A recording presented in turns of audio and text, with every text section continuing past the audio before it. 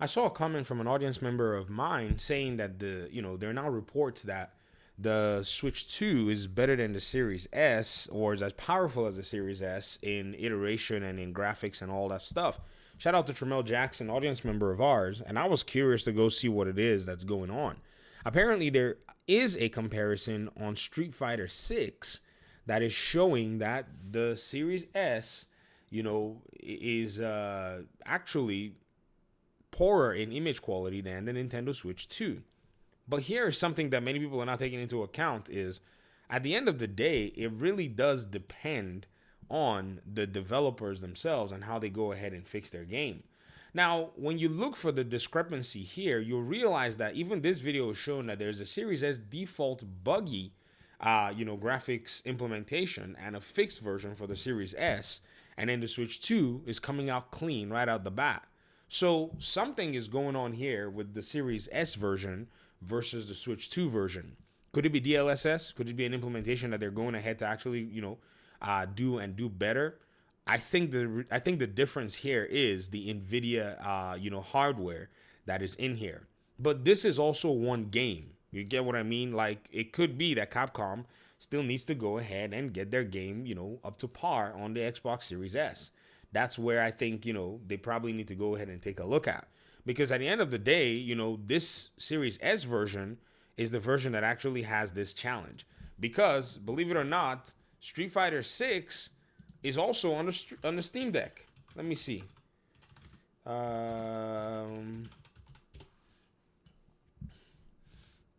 Yeah, it exists on the Steam Deck. And ETA Prime did a video about it 1 year ago. In fact, there's a video from 2 weeks ago where you can actually go ahead and see it. So let's look at the video from 2 weeks ago. Let's see how that looks. And that's playing at 60 FPS. It's got its textures actually lowered and so on and so forth.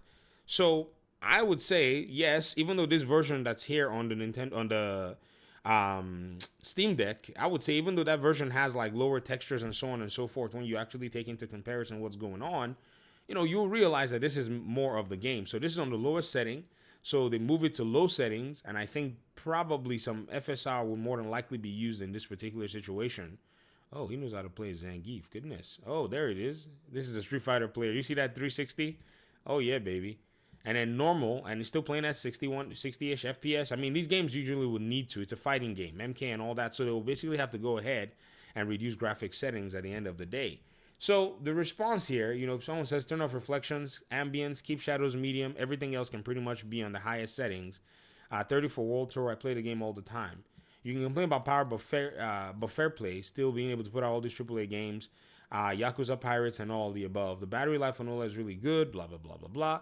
So I think this might be a Series S bug in Analysta the Bits' version here that he's showing, and you can even see that even after the bug has been fixed, the Series S version still seems like a subpar version.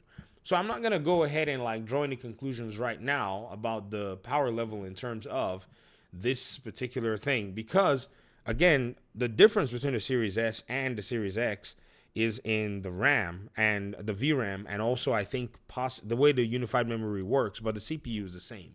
So perhaps there's some leveraging that needs to be done over here to go ahead and get what I think is a better version if Capcom is interested in fixing their game. Guys, y'all know that this is Capcom we're talking about, right? Dragon's Dogma Capcom, Monster Hunter Capcom. Okay, their Street Fighter iteration has not even been the cleanest all these years. On PS5, Street Fighter 6 is laggy as heck.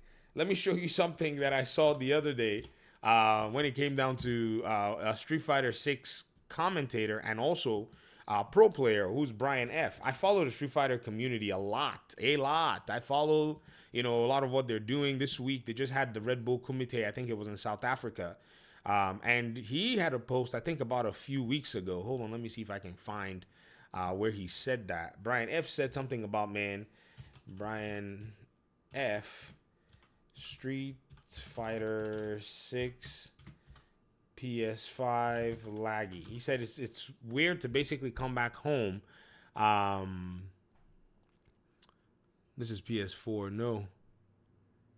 He said it's interesting to come back home and play Street Fighter 6 on a and play it on your PC when it's been laggy. I'm gonna find you a tweet for it.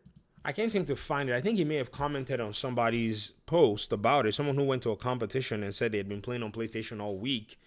But here's one post here. This is from February. This is 2 months ago, where he talked about for about a month he'd been dealing with fairly consistent frame drops on Street Fighter 6, never maintaining 60 FPS, often dipping to 52, noticeable frame drops and stuttering. And this is the PC version. So this is a game that I play. Let me go ahead and actually pull out my own receipts as well so that you guys can kind of see. Now, when I play it on, I've never had any frame drops. I play it on a 60 hertz TV, locked, and I'll play, on some, my hardware is kind of moving in a sense, so I'm jamming Street Fighter 6 some days on a 4080, some days on a 4090, and whatever the heck, I want to cook up. I like to get some juice going here when it comes to, give me a second, when it comes to like these, games, because again, I don't want to hurt, if you get what I mean. I don't want to be in a position where it's like, oh yeah, can I actually run this game, or is this game gonna give me any problems or whatever it is. And as a fighting game player, I don't play around with that stuff. Where's my Street Fighter 6? It's been a while since I played. The last time I played with the kids. I actually played a Street Fighter match with one of our audience members, man. That was actually fun. I got 297 hours on here. But keep in mind, the Mortal Kombat takes a lot of my time, too. I think I've done over 500 hours now in Mortal Kombat. So this is just one of those things where, as a results-based, comparison, there's still work that needs to be done when it comes down to looking at the, whatchamacallit. There's still work that needs to be done when it comes down to looking at the game itself, the comparisons, and looking at what all is going on. There's a lot to be said about this because, again, there is a weird thing going on with the Street Fighter 6 game. Capcom is not out of the woods. In fact, there's any game that they should have probably used to test this stuff out, it would need to be another game. But who knows? It may be more powerful than the Series S in terms of being able to render much clearer pictures in other games. But for now, we just have not seen it. What we have here is this comparison, and this comparison doesn't really give us a fair picture in terms of what's going on. This is not the game to use, to be honest. But it is the game that's available, if you get what I mean, when it comes down to it. And here's the thing too: is a lot of the builds for the series, the Switch 2, those builds for those games that are coming out, they're gonna be very different. You know what I mean? Like they're Cyberpunk 2077 Switch 2 versus PS5. Those builds are going to be different. The developers are going to go in there and scale textures down. They're going to have to do all kinds of fun stuff, to make sure that those games can, take advantage of the hardware. But the PS5 and the Switch 2 aren't going to be put in the same category.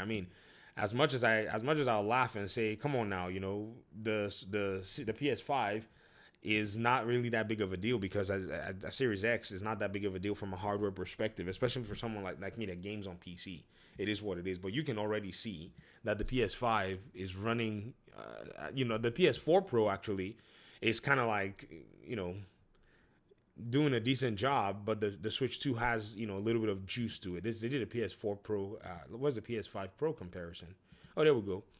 So PS5, PS5 Pro, Nintendo Switch 2, they're not in the same category. I think this is the footage that they got from the presentation or so, or maybe this is captured from people who went to the Nintendo event and so on and so forth. This hasn't done a really good job. We're gonna have to wait, guys. Let's just wait. Let's just wait and see what people come back home with when it comes down to, the different games and their comparisons and all that stuff. I strongly believe that there is something to be said about the Switch 2 hardware. Now, the Switch 1 hardware, it's a potato, but I've always been impressed that developers were able to go ahead and even run games on there. So it's going to be fun to see how they actually adapt to the Switch 2 very easily, by the way. You're going to see some really good performance of games on there. All right. Thanks for watching the video. Appreciate you guys' time and audience. I appreciate you for even putting that comment, Tramel. And hopefully we'll talk pretty soon in another one. Peace out.